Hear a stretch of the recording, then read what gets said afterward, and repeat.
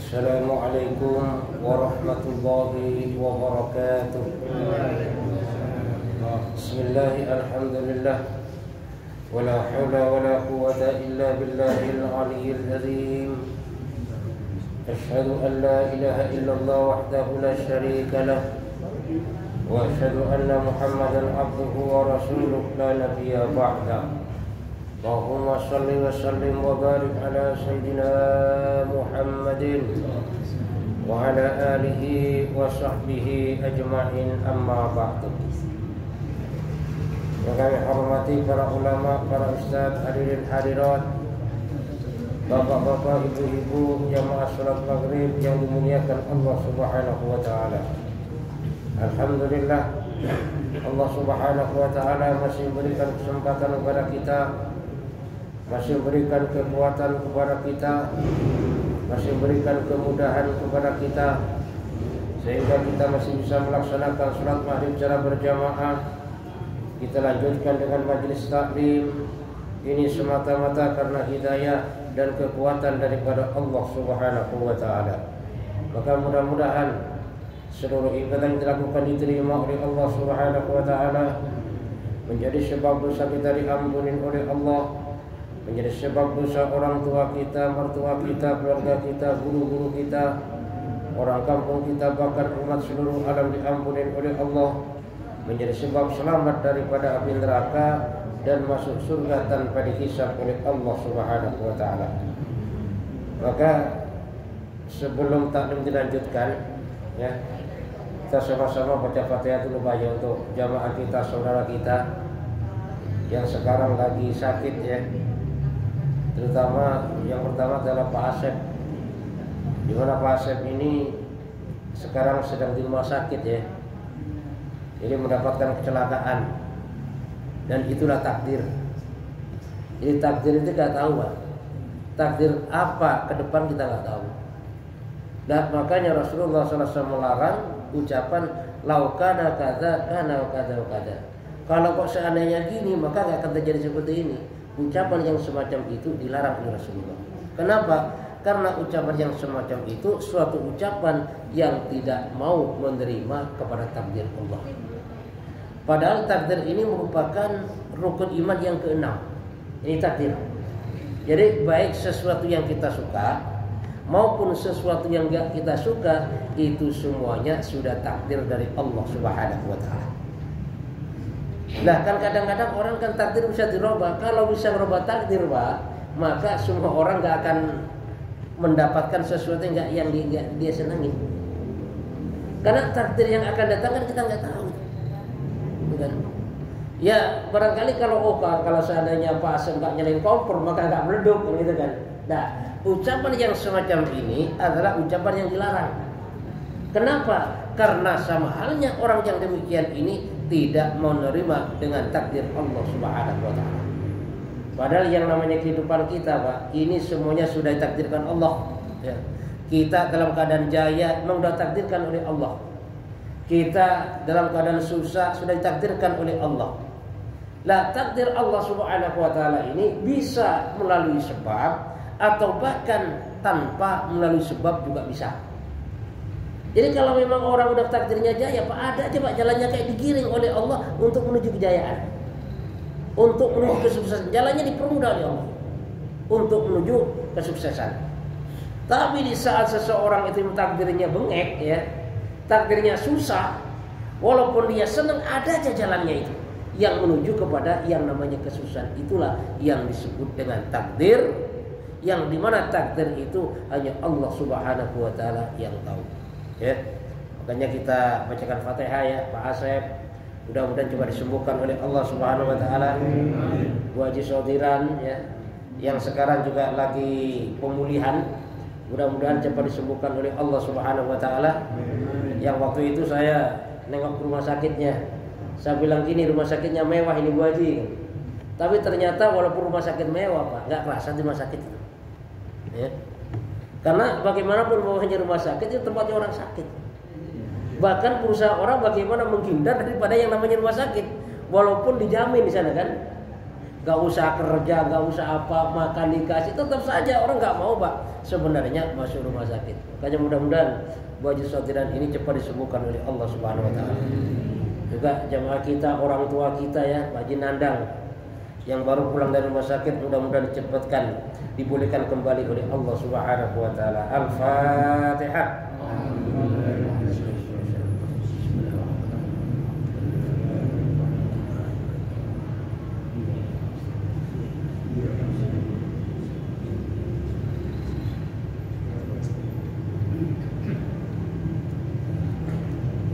Kita lanjutkan kajian kita. Bismillahirrahmanirrahim. Qala musannif rahimahullah wa yuqalu salah satu min an-nawmi yubghiduha Allah taala wa salah satu min ad-du'ati yubghiduha Allah taala. Bahwasanya ada tiga tidur yang dimana tiga tidur ini tidur yang dibenci oleh Allah. Dan ada juga tiga tertawa yang mana tiga macam tertawa ini pun yang juga dibenci oleh Allah Subhanahu wa taala. Apa saja? Yang pertama, an-naumu inda majlisil zikir, yaitu tidur di saat majlis zikir. Majlis zikir ini adalah majlis di mana tempat mengingat Allah Subhanahu wa taala. Bisa jadi majlis memang lagi berzikir atau baca sholawat bareng, atau zikir haidalah bareng dan sebagainya, atau bahkan termasuk majelis ilmu. Majelis ilmu ini juga merupakan majelis zikir. Kenapa? Karena majelis ilmu ini juga mengingatkan manusia kepada Allah Subhanahu wa taala. Makanya termasuk tidur yang dibenci oleh Allah Subhanahu wa taala kalau seseorang ini tidur di majelis zikir atau di majelis ilmu. Memang kadang-kadang enak juga Pak ketiduran. Bukan niat tidur tapi ketiduran kadang-kadang. Apalagi kalau sudah Jumatan, Masya Allah itu kan. Kadang-kadang ada orang cerita di sini kayaknya Jumatannya nggak pakai khutbah ya. Gak taunya dia datang udah tidur tuh. Sampai akhirnya bangun-bangun komat. Sehingga apa? Sehingga dia nggak tahu adanya khutbah. Cuman dia bilang berpikir kok di sini Jumatannya nggak ada khutbah. Padahal dia tidur. Dan memang saat Jumatan itu Pak, itu tidur nyenyak banget tuh. Makanya rata-rata kalau yang saya perhatikan kalau saya khutbah itu kebanyakan tidur Pak. Nah makanya khutbah Jumat itu diusahakan nggak usah panjang-panjang. Jadi singkat padat dengan suara lantang. Karena Rasulullah SAW kalau khutbah itu suaranya lantang, kayak komando dalam perang, matanya berkaca-kaca, mukanya merah dengan penuh risauan. Kenapa? Karena biar jamaah nggak tidur. Tapi kalau khutbahnya pelan, ya tidur Pak Ulas. Apalagi panjang, udah ngorok tuh. Karena ada suatu kisah. Kenapa orang lagi majelis zikir, majelis taklim, atau bahkan di tempat Jumatan itu kok orang banyak yang ngantuk? Dulu dikisahkan bahwasanya ada setan berupa orang tua. Di saat Rasulullah SAW membuat majelis taklim, datang membawa tiga perkara. Apa yang dibawa? Yang pertama dia bawa tepung.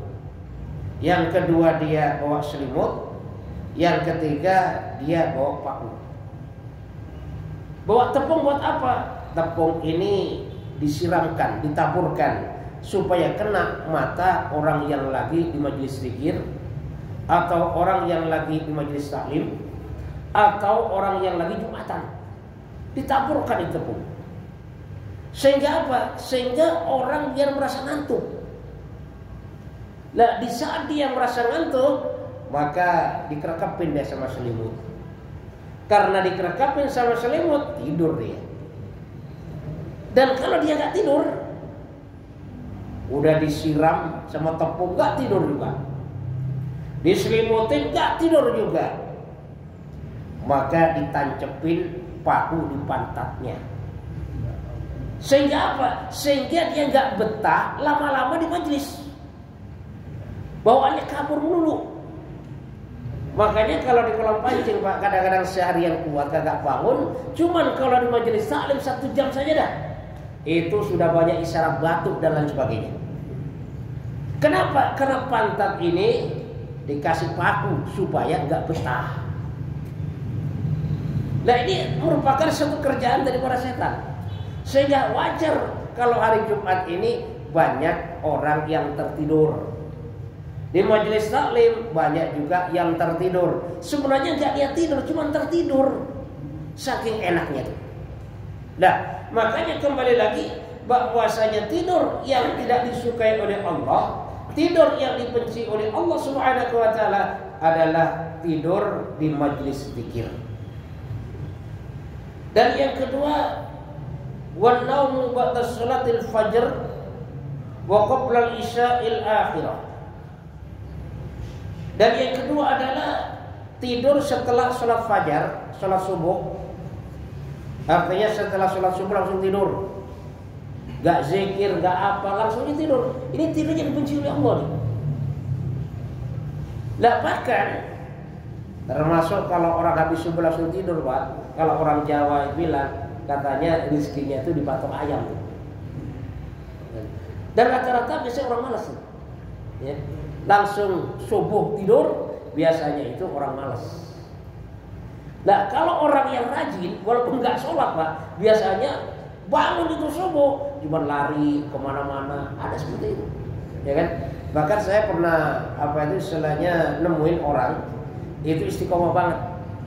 Seorang perempuan, setiap saya berangkat dulu, habis subuh saya berangkat, pasti ketemu di tempat itu orang lagi lari. Itu istiqomah sampai bertahun-tahun. Artinya apa? Kelihatan rajin itu, walaupun nggak sholat tapi rajin dia, nggak tidur habis subuh. Kenapa? Karena tidur habis subuh ini termasuk salah satu tidur yang dibenci oleh Allah Subhanahu wa taala.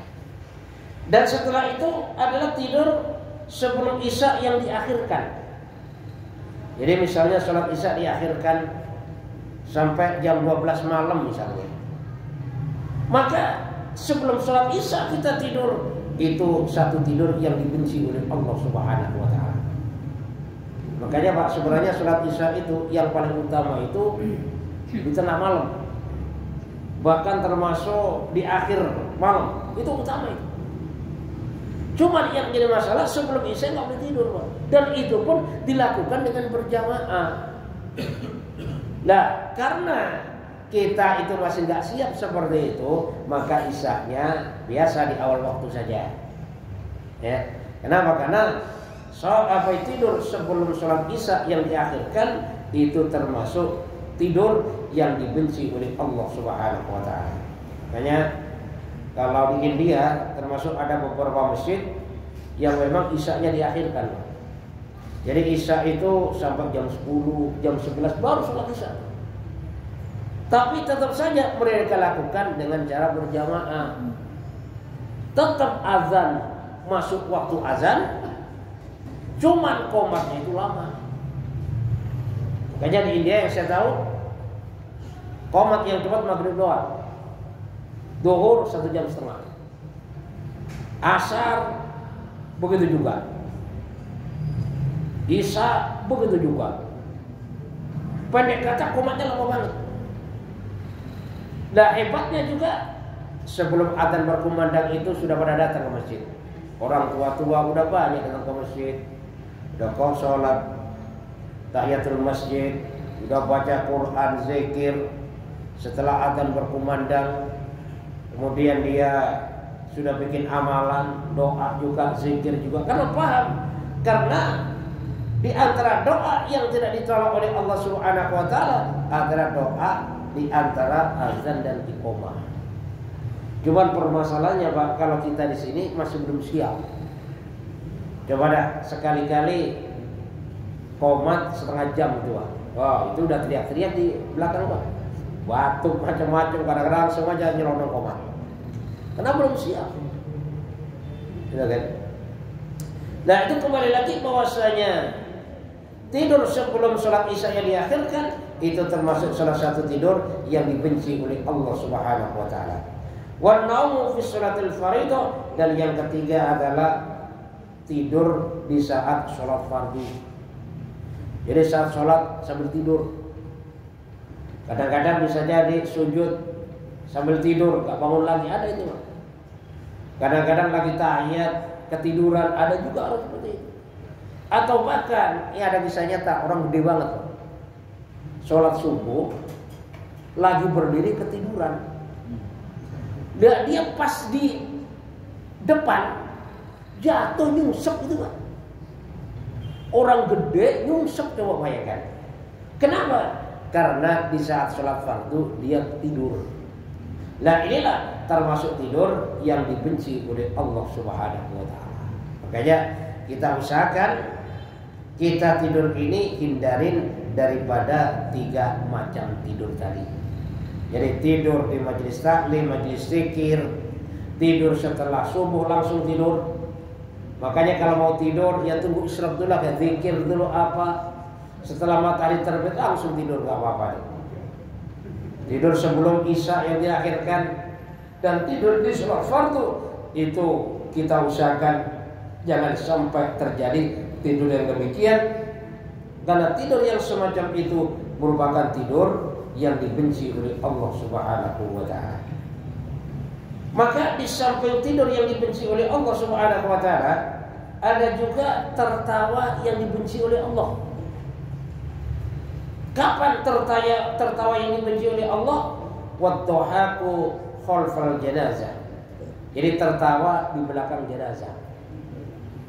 Di saat dia bawa jenazah yang seharusnya berzikir, banyak doa untuk jenazah tadi, ternyata dia bercanda, tertawa. Nah, makanya tertawa di belakang jenazah itu merupakan tertawa yang dibenci oleh Allah Subhanahu wa ta'ala.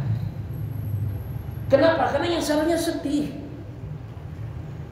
Karena pada dasarnya jenazah yang sedang dibawa itu merupakan satu peringatan.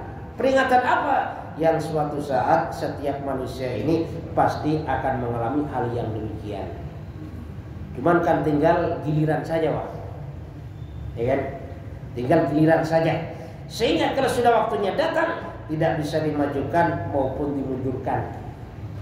Makanya Pak, kalau orang sudah waktunya meninggal, walaupun dicarikan dokter paling hebat sekalipun, rumah sakit yang satu harinya 1 miliar, kalau sudah waktunya meninggal, maka tidak ada yang bisa menolak. Bahkan gak bisa menahan daripada orang meninggal.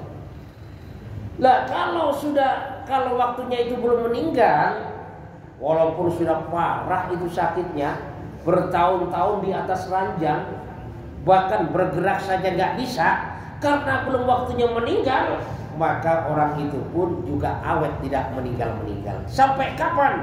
Sampai akhirnya batas waktu yang ditentukan oleh Allah Subhanahu wa ta'ala.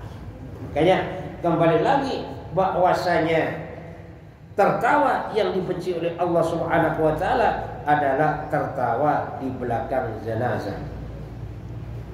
Yang kedua, wadduhaku fi majlis zikir.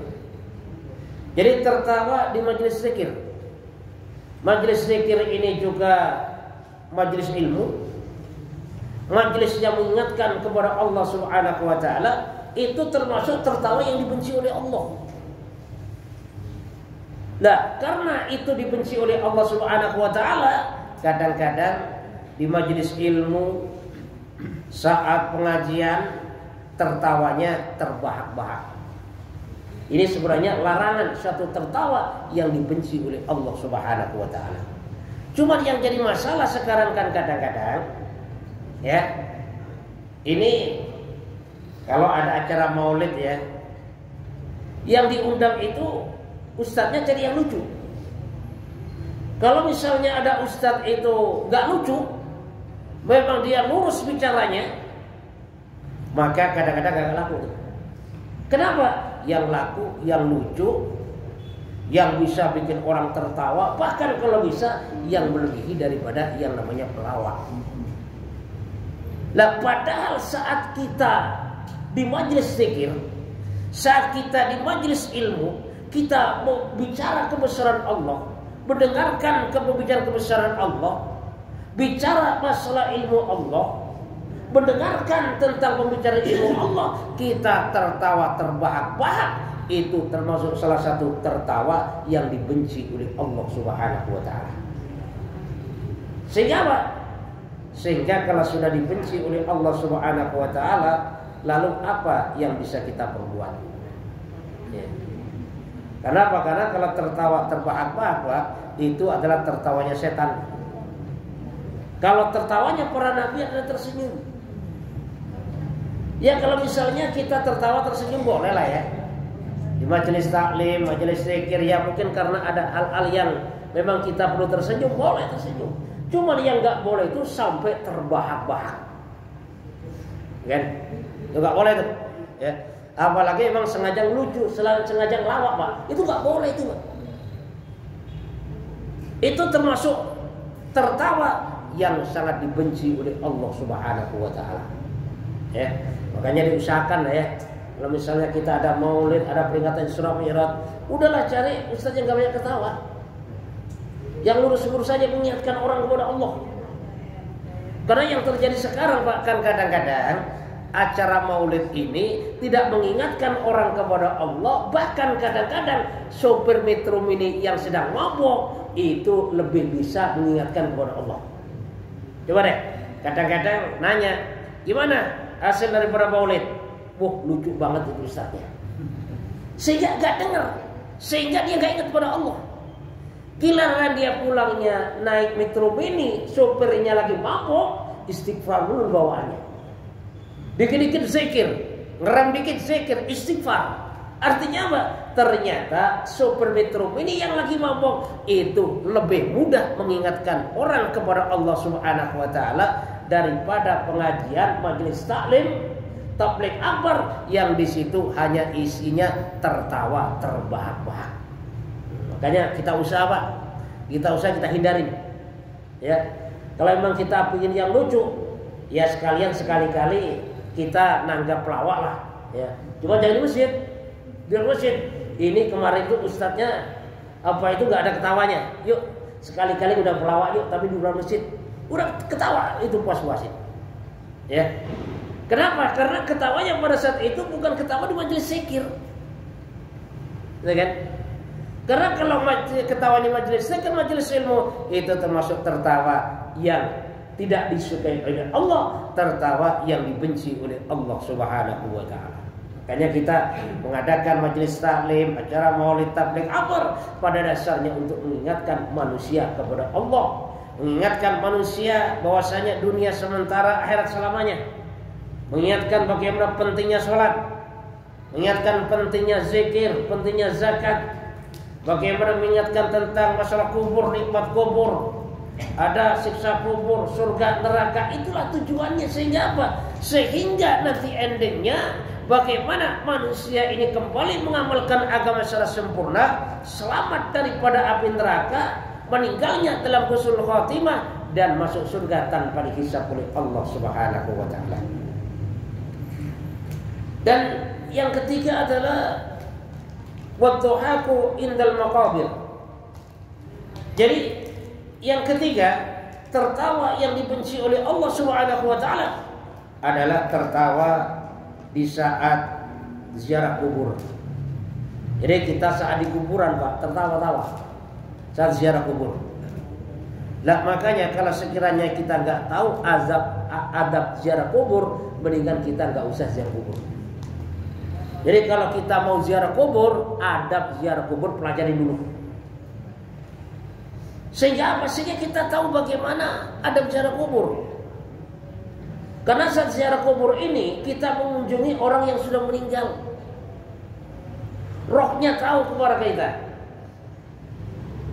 Sehingga jangan sampai kita ziarah kubur tapi di situ kita sambil tertawa terbahak-bahak. Dan memang Pak, zaman sekarang ini kuburan sudah gak serem seperti zaman dulu. Kalau zaman dulu Pak, kuburan serem banget. Sehingga kita ke kuburan, ziarah kubur gak berani kita macam-macam. Serem masalahnya.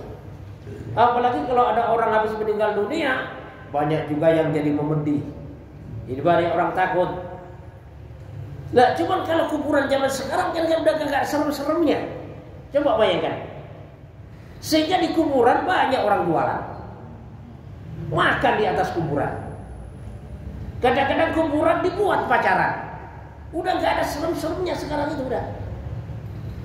Orang main-main di atas kuburan. Kadang-kadang pas kepala di kuburan didudukin lagi. Kenapa? Gak ngerti daripada bagaimana adab ziarah kubur. Jadi banyak terjadi, Pak. Saya menyaksikan di beberapa kuburan banyak orang dagang mie ayam, dagang bakso, dagang soto, bahkan dagang pakaian juga ada. Itu di kuburan, Pak. Bukan hanya 1-2 kuburan, banyak kuburan demikian itu. Lah, makanya salah satu tertawa yang dibenci oleh Allah Subhanahu wa taala yaitu tertawa di saat ziarah kubur. Atau bahkan, Pak, yang lebih menyedihkan lagi, main gaple di kuburan. Coba bayangkan. Jadi main gaple di kuburan, Pak. Karaokean masuklah kuburan. Ini kisah nyata. Jadi yang saya ceritakan ini memang ada gitu loh. Nah, makanya kita hindarin hal yang semacam itu. Makanya di saat kita mau ziarah kubur, maka kita belajar bagaimana adab-adab ziarah kubur. Di saat kita ziarah kubur ya, maka kita ucap salam, assalamualaikum ya alal kubur, antum salafuna wa inna insyaallah billahikum. Semoga keselamatan kepada baik ahli kubur. Ya, kalian telah mendahului kami dan kami insyaallah suatu saat akan menyusul kalian. Ucap salam kita. Banyak kita nyeberangi kubur, melintas nggak boleh kita. Harus cari jalan yang dimana kira-kira di situ tidak melangkahi daripada yang namanya kuburan. Kita duduk di atas kuburan nggak boleh juga. Ya, jadi banyak di antara adab-adab kubur yang kita pelajarin sebelum kita melaksanakan daripada yang namanya ziarah kubur. Mudah-mudahan Allah Subhanahu wa taala berikan kepahaman kepada kita. Subhanakallahumma bihamdika asyhadu an la ilaha illa anta astaghfiruka wa atubu ilaik. Wassalamualaikum warahmatullahi wabarakatuh.